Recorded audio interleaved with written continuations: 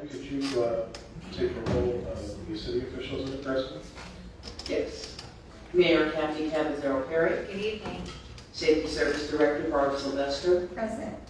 Chief Deputy Auditor Stephanie Myers. Here. Chief Counsel Earl Wise. Yes, here. Economic Development Director David Magley. Present. And Income Tax Budget Director Lori Patagides-Bora. Present. That's her. Thank you. And let the record reflect that Mr. Lewis and Mr. Gregg are both at this evening, and the rest of the council members are present. Let's get started with community development. Mr. Freeman. Thank you, Mr. Lombardi. I have one item that falls under old business. Request to create and implement a land utilization program within the city of Massillon pursuant to the procedures set forth in the revised code chapter 5722, establishing a streamlined and transparent process that enables the city to efficiently return unneeded, non-productive city-owned property to private productive use. We discussed this previously. This is going to be a new program where the city-owned vacant parcels will go up for bid for residents to bid on them. Council will approve all vacant city-owned parcels prior to them going up for bid. Are there any questions regarding this? All right, so that will be up for second reading on Monday. I have one item that falls under new business. Please prepare legislation to amend frequency of applications 1137.08A to extend the time period for change in zoning applications from a 12-month to a 24-month period. The exceptions currently listed shall remain. There is no emergency request on this piece, and at this time I'm going to turn it over to the requesting councilperson, Mr. Hurricane, to expand on this request. Thank you, Mrs. Kramer. I would like council to consider this change for two reasons. One, I believe that it does provide some additional comfort for residents in neighborhoods that are affected by frequent rezoning requests or rezoning requests that could be frequent. I think by extending that to a 24-month or two-year period, I think is a little more satisfactory in terms of having these rezonings come back year after year. The second reason is I believe that a council, which is a term of 2 years, should really only hear these things once a term. I think if a rezoning is turned down, it is my opinion, you may differ, but it's my opinion that I find it hard to, for the same council to then come around a year later, 14, 15 months later, and come to a different conclusion. So I think for those two reasons, I think amending this to reflect an additional year wait period on rezoning applications when they've been turned down is appropriate. Thank you, Mr. Hurricane. Does any council members have any questions? Mr. Lombardi? Thank you, Mrs. Kramer. I wholeheartedly concur with Mr. Hurricane. I believe that the cycle should be 24 months. This can be, as we've seen, can be it's not only time consuming for council, but it's also time consuming for the residents that are involved in these rezoning issues. And I believe Mr. Hurricane's on point where we just kind of need to give it a break. I don't see where any time that, we're going to have a council that votes down a zoning request or votes it up, well, that would be a different scenario. But votes down a zoning request that the same council is going to turn around and turn the vote over, like you said, over a year later. Mr. Lombardi, anyone else have any comments? Smith? How often has this happened? I mean, I know it happened as far as the church property, but it was actually, they were requesting a different thing from the first time. I would just hate to hinder economic development because, I mean, I don't feel like this is something that happens on a regular basis. And if they're coming back with a whole different plan, they deserve to be heard. There are some listed exceptions already in the code that would address things like that, so I'm not asking any of those exceptions to be altered. So there could be, should council desire to hear one within that time, I think those things could happen. Regarding how many of these are very few and far between situations. The church is one. There's one that we also turned down here recently that was contested in a neighborhood, and I'm just trying to provide an opportunity for those affected residents to, I guess, for peace of mind, not have to worry about that every year. It is not probably a frequent thing. I think once we turn one down, for the most part, usually they are, at least for the time being, a dead matter, so to speak. So I don't think it affects, I don't think this is going to be numerous, but I do think it is. 1 year to me seems awful short. Unless you're the builder or someone who's trying to do something, then, just going through the process of waiting for your permit and going through it, can take 6 months as it is. Okay, I'll think about it. Anyone else? All right, I will be signing this, and I will see if I can get a second signature from committee members, since Mr. Lewis is not here. Mr. Steves, another committee member, will sign this. Thank you. That's all for community development. Thank you, Mrs. Kramer. Next, we go to economic development. Mr. Hernke. Thank you, Mr. Lombardi. There are no new or old legislation requests this evening. However, I would like to ask for a committee meeting on June the 12th at 6 p.m. to discuss changes or discussion regarding the economic development grant program and putting some parameters around that program as we've discussed in prior weeks.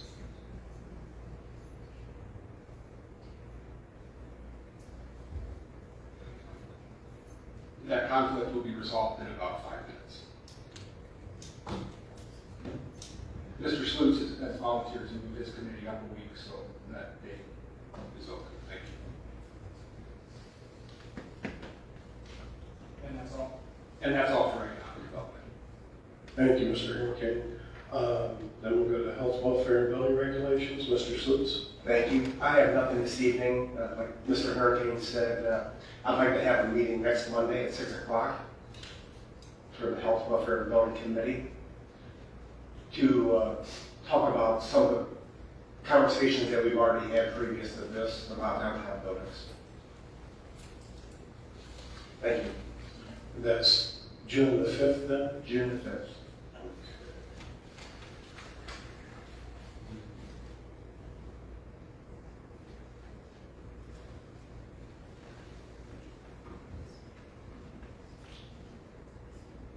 And that's all you have, Mr. Slutz? That's all I have. Thank you. Thank you. Now, Parks and Rec. Ms. Hardwick-Smith. Yes, I have one piece. It's a request for legislation to accept a donation for $11,000 to improve Lawndale Park. This project was initiated by a group of people to honor a young man that passed away. He played with the park all the time as a child with his families gathered there.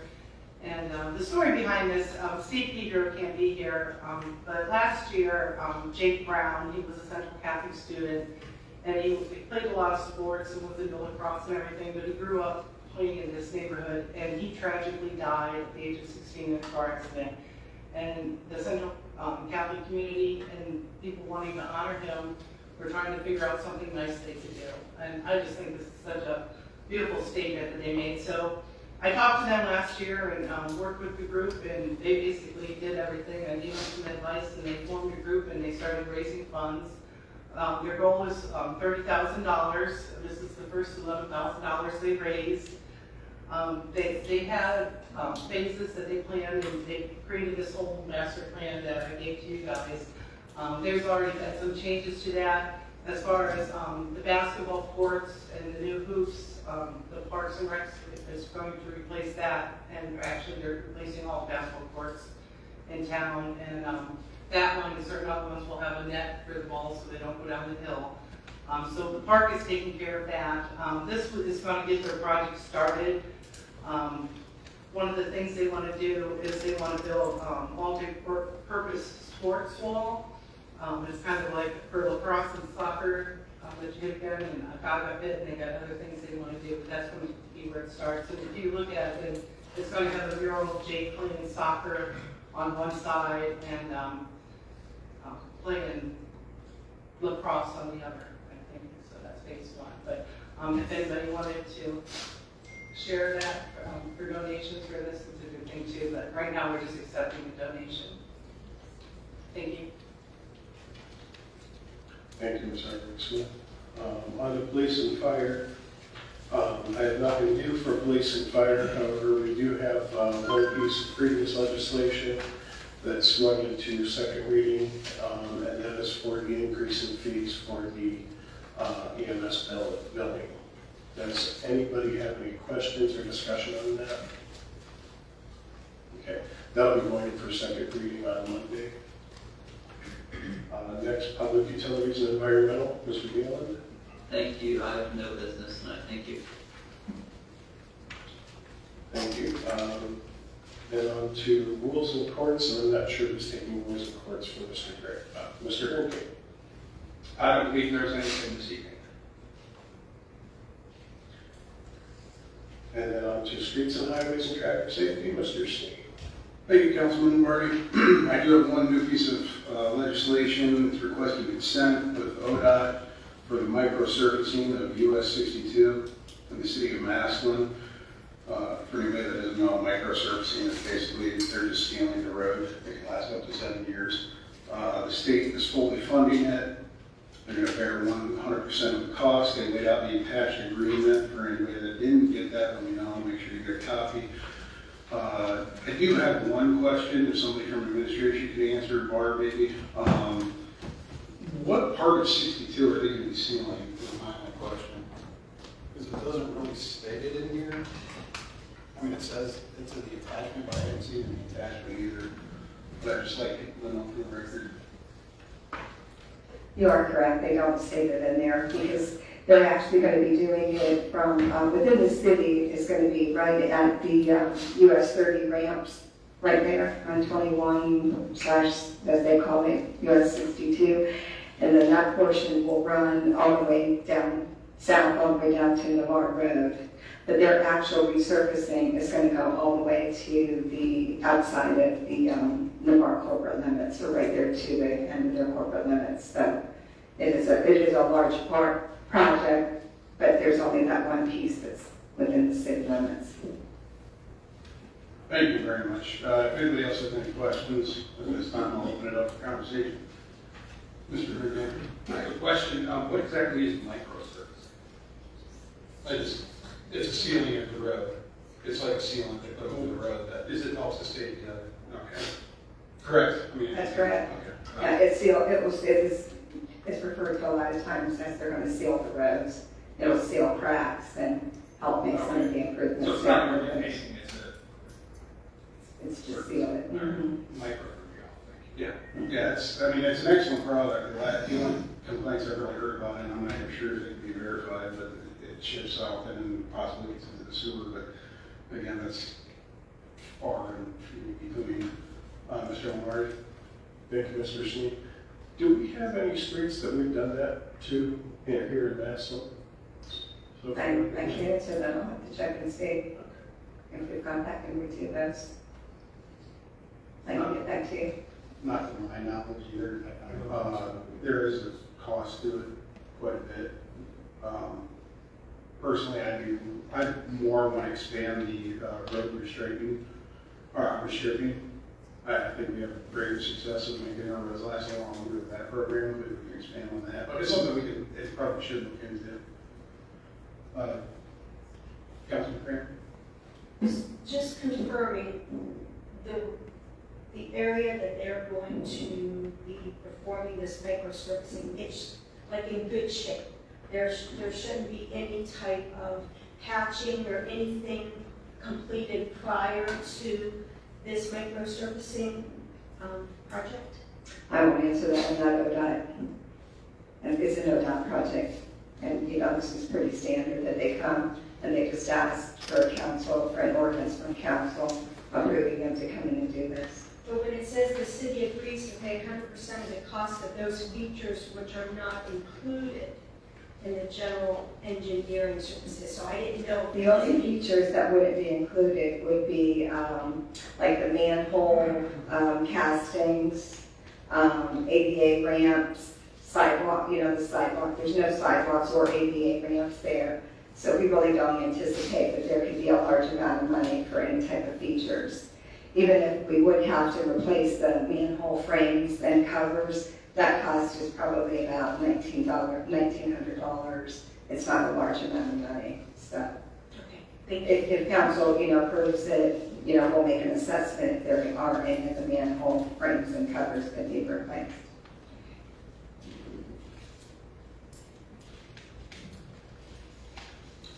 Thank you, Mr. Lester.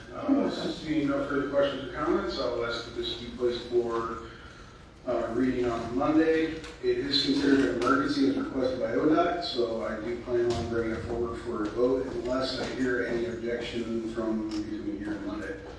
Thank you, Mr. Lombardi. That is all from Streets and Highways. Thank you, Mr. Sneed. And now on to finance. Got several things for finance tonight, and I am the only committee member here, so these are going to need verbal approvals from either Mr. Lewis or Mr. Gray. Yes, Mr. Lewis already emailed his verbal on all of the finance Okay. requests for legislation. Okay, great, thank you.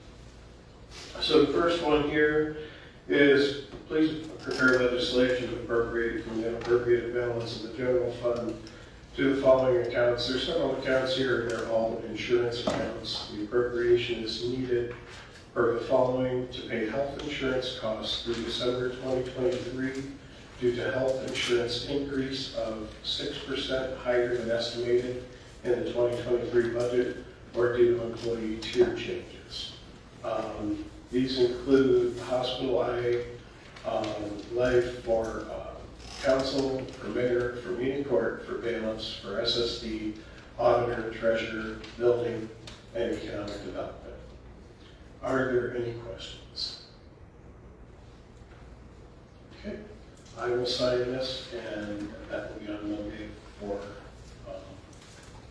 the agenda on Monday.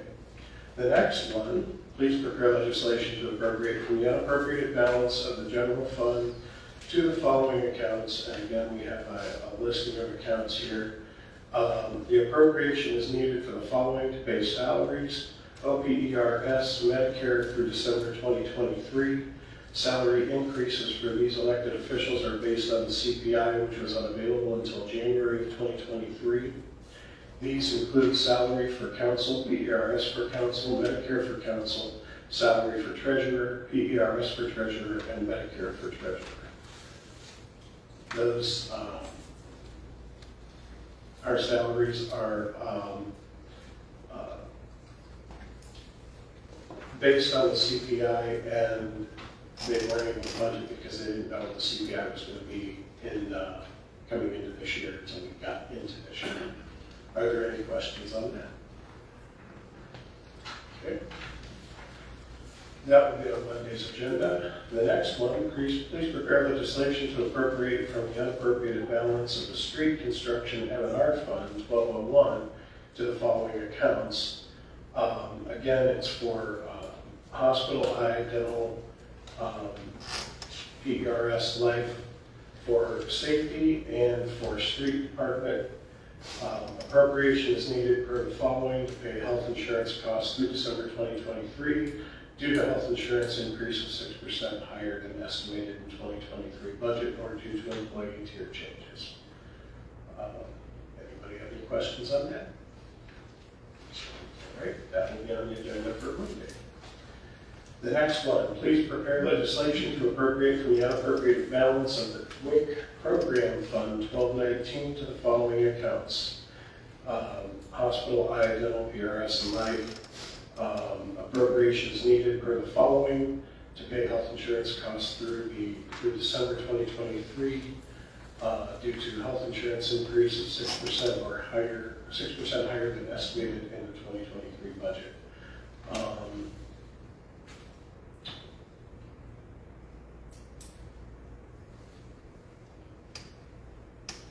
This doesn't, oh, it's into the WIC program fund. Okay, it's $1,900, $1,920 for benefits. Any questions on that? Okay. The next one, please prepare legislation to appropriate from the unappropriated balance of the Clerk of Court's computing fund 1232 to the following accounts. Hospital, I, dental, PRS, and life, $1,120. Appropriation is needed for the following to pay health insurance costs through December 2023 due to health insurance increases 6% higher than estimated in the 2023 budget. Any questions?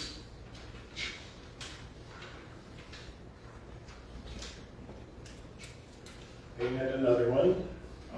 Please prepare legislation to appropriate from the unappropriated balance of the ADR Alternative Dispute Resolution Fund 1242 to the following accounts: Hospital, Life, Dental, PRS, and Life, $800. Appropriation is needed per the following to pay health insurance costs in December 2023 due to health insurance increases 6% higher than estimated in the 2023 budget. Any questions?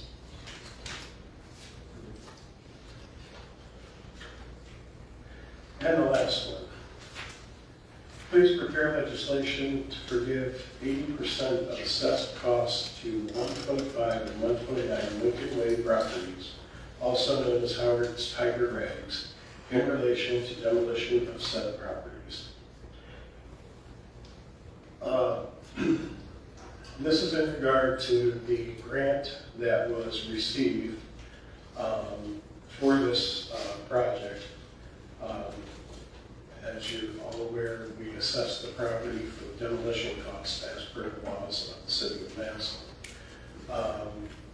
This legislation is requesting to forgive 80% of those assessed costs, at which point then the property owner will only own 20% of what we've already put into the demolition of that property.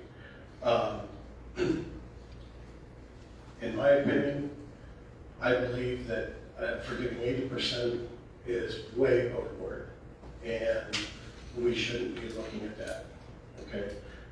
To use this grant to put into a business owner's pocket as profit, I think is wrong. If we forgive the assessment to the point of the property sale, so that the owner can break even, then we can use the rest of that money. That money does have a designation to it. It can't just be used for anything, but we can use it for other demolition projects, to and including things like the problems that we're having, that Duncan Jewelers is having with their building, things of that nature. This money to just be put in somebody's pocket, I think, is wrong. It's taxpayer money, and it should be used going forward into the community. Giving some forgiveness to the debt, I have no problem with. That part of that grant got used for Tiger Rags, but the entire grant can keep going forward to help our community. Are there any other comments or discussion? Mr. Herndon. Thank you, Ms. Lombardi. I'm not in favor of forgiving any of the dental assessment costs. We have codified ordinances that say all demolition costs shall be placed on a lien on the property or an assessment or whatever language it uses. So I'm not really in favor of forgiving any of it, because this program doesn't require us to do so, but it suggests and gives us the opportunity, and I think probably encourages us, to put the lien on the property to recoup the cost that we can then use, to your point, Mr. Lombardi for other projects downtown. If anybody's been awake for the last 6 months, we certainly know that we have a lot of issues downtown, and I don't know why we would leave money on the table just to be nice. Last week when we were discussing the caffeine and gunpowder grant, I don't remember who it was, but a member of council said they were not in favor of changing the rules mid-step or changing the rules on how we do things halfway through or something to that effect. Now, I see the same logic here. I don't know why we would do it. I don't know if there was just we keep talking about this, but I don't know where it's coming from. I don't know if there was some deal cut with Mr. Rubin that this was going to happen, but I don't know why we would do it. And that's all I have to say. Thank you, Mr. Harrington. Anybody else? Ms. Hardwick-Smith? Well, I feel why we should do it. I mean, this goes back, he was ordered demolition a year ago, and the city went to him, or he went to the city, and he worked with the city to get a grant, which doesn't apply to other things, but it was a grant that was specific to Tiger Eggs. And they delayed demolition waiting for this grant, under the impression that if they got the grant, it was going to help pay for the demolition. They didn't know how much it would get. Well, they got enough to pay for the whole thing. I'm not saying we should pay for the whole thing, but I feel it was like a little baby switch. I mean, I know we have other buildings torn down. If they applied for a grant, I'd say, they should get a portion of that grant money too. I mean, we actually worked with Tiger Eggs from what we were told. I mean, on the grant application that was specific to it. So, maybe not 80%, but I would think even 50% would be a fair amount that would give them, after 45 years of being in Massillon in business and dedicating their life to their business. I mean, it's a devastating thing they're under. I mean, and the tear down is, even they've had an offer, I think it was for $90,000, well, the tear down was what, $164,000. They're an elderly couple, after 45 years in business, they walk away with nothing except for a bill. And that's what would have happened regardless, but the bottom line is, we did obtain a grant specific for this. So I'm for giving a portion of the money that they paid for demolition. Thank you, Ms. Hardwick-Smith. Mr. Wheelan? Thank you, Mr. Lombardi. To speak to your point, Ms. Hardwick-Smith, I don't know how much actual work went into applying for the grant on the part of the Rubins. How many man hours were spent by them in getting the grant given? I know he did sign a right of entry, but it's something I'll have to find out before we make a decision on this, but I don't believe it was a super involved process by them. So if we're reimbursing them for that per se, I don't think that's going to be much money. Additionally, I'm kind of on the same page as Mr. Lombardi and Mr. Hurricane in that I would be agreeable to a very small forgiveness. However, if it is prohibiting the sale of the property, I think we should consider going higher, but I believe that we could do that on the back end somehow with whoever's trying to purchase that property from the Rubins. I don't know that we would have to do it to where it directly benefits them. So once again, that's another thing I'm going to look into, the logistics of that. Maybe I can speak to legal as well, but that's where I'm at on this issue. Thank you. Thank you, Mr. Wheelan. Anybody else? Mrs. Kramer? I just feel that we keep finding ourselves in these situations. That we have ordinances, we have verbiage, and then we have outliers. We have one-time grants that business owners or whoever apply, the city applies for, and nothing is addressed in our ordinances. I do feel we should have some type of forgiveness with this situation. And I think we need to have something in writing moving forward, like Mr. Hurricane said regarding our economic development inducement grant. Nothing's in writing, because we're going to keep finding ourselves in these situations, and we're going to keep waffling back and forth based on who's sitting in these nice seats. And I don't think that's right for whoever's in front of us.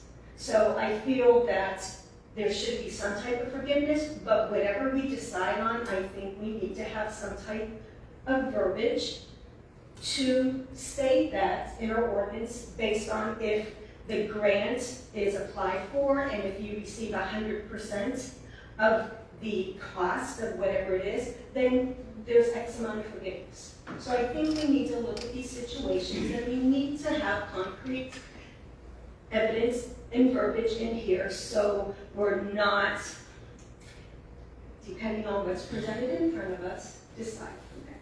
Instead, we can just refer back to, yes, it says that the business owners pays the cost. Doesn't address any grant. There's nothing regarding grant. And we find ourselves with more and more situations that we have grants in front of us. So we take advantage. So there needs to be some type of forgiveness. Thank you. Thank you, Mrs. Brewer. Mr. Hurricane. Thank you, Mr. Lombardi. I guess I don't make the distinction between a grant-funded demolition and a non-grant demolition funded project for the following reason. The majority, and when I say majority, I'm going to probably estimate that 98% or more of our demolition projects in the city of Massillon are funded by some type of grant. Whether it's federally funded grants through CDBG, Moving Ohio Forward, Neighborhood Stabilization Program, this program from the state. The situation that I think happened across the street where there's an emergency and the city has to use general fund dollars, I think is very rare. So I don't see this any different. I mean, we don't forgive residential teardowns that we fund in full with CDBG funding. I think it's a slippery slope to start making distinctions between one over the other. I think a lot of the funding that we get through grants, a lot of these programs, and this one in particular, because I looked at it before, they encourage you. They want you to put these liens on because you then get money to do other related projects. I mean, if you look at the income we've created from just the federal programs themselves, I mean, those dollars, by placing those assessments on there, have torn down dozens more homes that we couldn't get to if we just used the grant. I mean, they don't want you to be one and done. They want this to be an investment. So I don't draw a real distinction whether it's grant funded or not. If council decides that they want to forgive part of it, that's fine, but I'm not in favor of it. Thank you, Mr. Hurricane. Mr. Veland? Just one last quick comment. I think that, and I don't know if we're able to answer this question. I think this is why we're in this situation. The $1 million question is, how did the Rubens get in their head that they were going to be directly benefited by this?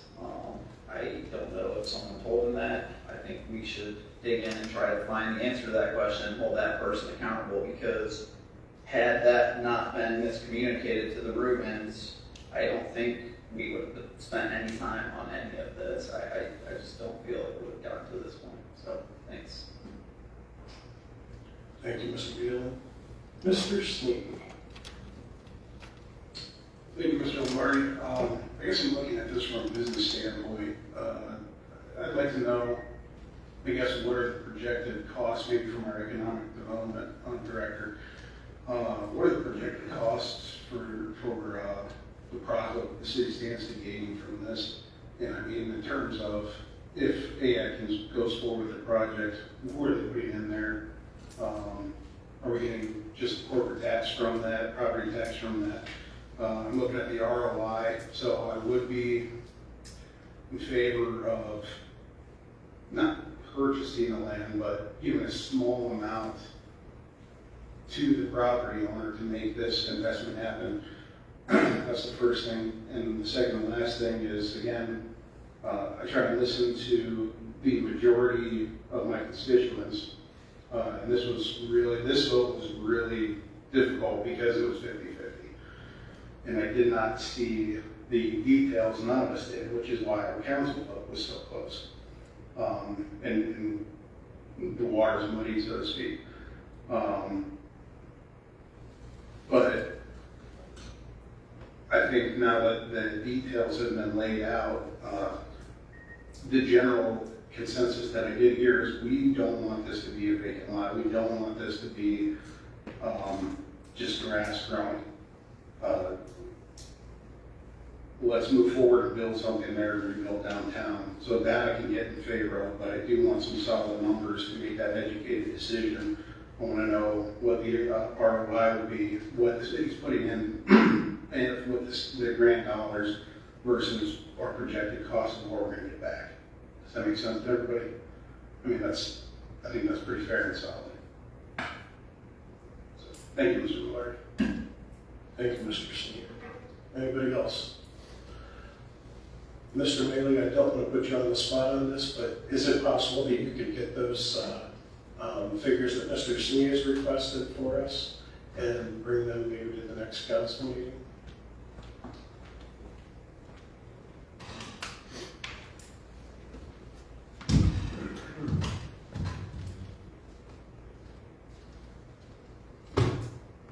Mr. Lombardi, unless I know more, only thing I know right now about the project is that they're willing to give $125,000 for the plan. That's all I know about. Well, you have the costs and everything associated with the tear down. You have the That's what I think Mr. Sneed's looking at. Part of it, yeah. The other part would have, the other data would have to come from AAC is who they're building this for. We don't know. Yeah, and I'm not privy to that, any of that. Right, that's what I'm saying, we can ask. No, I'd be happy to talk to Mr. Oldham about it. I don't know what he's willing to share. Yeah. A lot of that stuff is kind of held close to the I'm guessing if he wants us to move forward with this, he'd be willing to share whatever's necessary, and if it's beneficial to them, that we can make a decision. So, yeah, we can at least ask. I'd be happy to. Yeah. Thank you. Currently, I do not. All right, thank you. If you could just make those available to us, we'll probably have a discussion Monday again. I will do what I can. Okay, thank you. Is there any further discussion on this? Okay. Just to be transparent, I will not be signing this tonight. However, Mr. Lewis has emailed verbal approvals, and I don't know about Mr. Gray. I have a few transfers here. First one's Muni Court ADR. We're transferring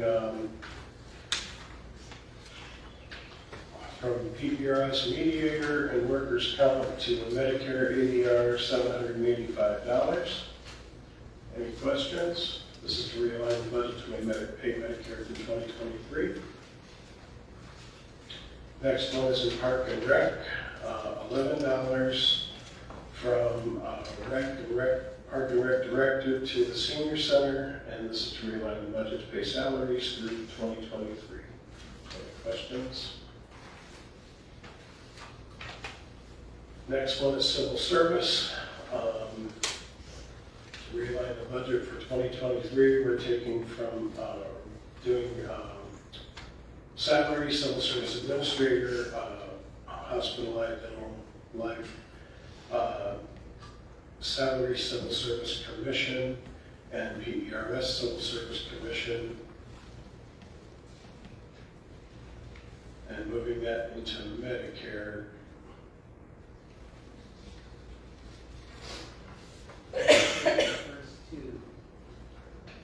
From service, hospital and I. Oh, I see how they did this. Okay.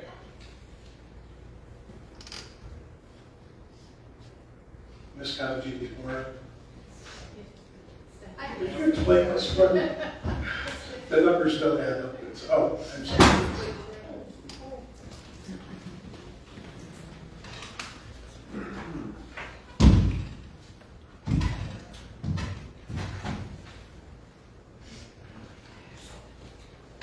Yeah, we're moving $3,450 from civil service administrator salary, $2,000 from the hospital line, and then it's getting split, that $5,450 is getting split $705 into the civil service commission salary, $4,340 into civil services OPERS account, and $405 into civil service Medicare. Okay. All right. I see what you're doing. Okay. So it's a total of $54.50 altogether. Correct. Yeah. Okay. Any questions on this? Okay. Then we're going to be moving $10,000 for the auditor deputy auditors into benefits. Is that into benefits? Yes, into benefits. Benefits. The money just was not, it was in the salary, not right, it should be Okay. into the All right. benefits. And that's to realign the 2023 budget to pay health insurance expenses through the end of the year. And then our last one is for service contracts, Legends. We're going to move 25,000 out of that and move it into capital improvements. And again, that's to realign the capital improvements budget to pay expenses for Toro irrigation control replacement projects. Any questions on that? If nobody has anything else, that's all I have. We're good.